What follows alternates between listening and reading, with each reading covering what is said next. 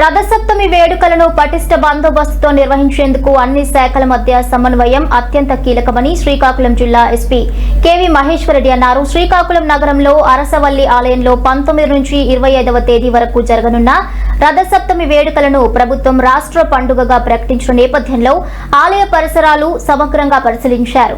ఈ సందర్భంగా ఆయన మాట్లాడుతూ రథసప్తమి రోజున ఆలయానికి అధిక సంఖ్యలో భక్తులు వచ్చే అవకాశం ఉన్నందున భద్రతా చర్యలు, అత్యవసర సేవల సమన్వయం తదితర అంశాలపై ప్రణాళిక సిద్ధం చేస్తున్నామని చెప్పారు.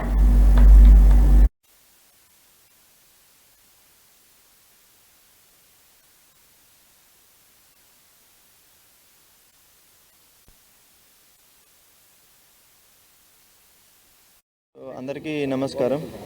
మనకి ఇది రథసప్తమి ఫెస్టివల్కి సంబంధించి అరేంజ్మెంట్స్ సంబంధించి ఈరోజు ఫీల్డ్లో విజిట్ చేయడం జరిగింది అదర్ ఆఫీసర్స్ తోటి కలిసి.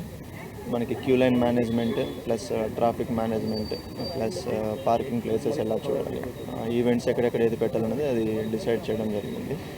సో అది ఒకసారి మన మినిస్టర్ సార్ వాళ్ళకి కూడా అప్డేట్ చేసి దాని ప్రకారం అది ఫైనలైజ్ చేస్తాము. మనకి ఈసారి రథసప్తమిని వారం రోజుల పాటు జరుపుతున్నారు కాబట్టి పబ్లిక్ అందరూ కూడా మనకి 19వ తారీఖు నుంచి 25వ తారీఖు వరకు ఎప్పుడైనా వచ్చి దర్శనం చేసుకోవచ్చు. ఒక 25 ఒకటని కాదు, ఏ తారీఖులో అయినా వచ్చి చేసుకోవచ్చు. So we request all the public ఈ 1 వీక్ ఫెసిలిటీని కూడా యూజ్ చేసుకొని ఆ దర్శనాలు చేసుకోవాలని చెప్పి మనం రిక్వెస్ట్ చేస్తున్నాం. సంక్రాంతికి సంబంధించి మనకి ఫెస్టివల్ అందరికీ ముందుగా శుభాకాంక్షలు. అందరికీ ఫ్యామిలీస్తో కలిపి సేఫ్గా చేసుకోండి. 2 థింగ్స్ దీనికి సంబంధించి ఏంటంటే, మనకి ఒకటి రోడ్ యాక్సిడెంట్స్కి సంబంధించి ఈ టైంలో ఎక్కువ మూవ్మెంట్ ఉంటుంది కాబట్టి సో దయచేసి మీరు రోడ్స్ పైన వెహికల్స్ని డ్రైవ్ చేసేటప్పుడు జాగ్రత్తగా డ్రైవ్ చేయండి. తాగి డ్రైవ్ చేయడం కానీ హెల్మెట్ లేకుండా డ్రైవ్ చేయడం కానీ వద్దు. సో దయచేసి ప్రాపర్ ప్రికాషన్స్ తోటి చేయండి.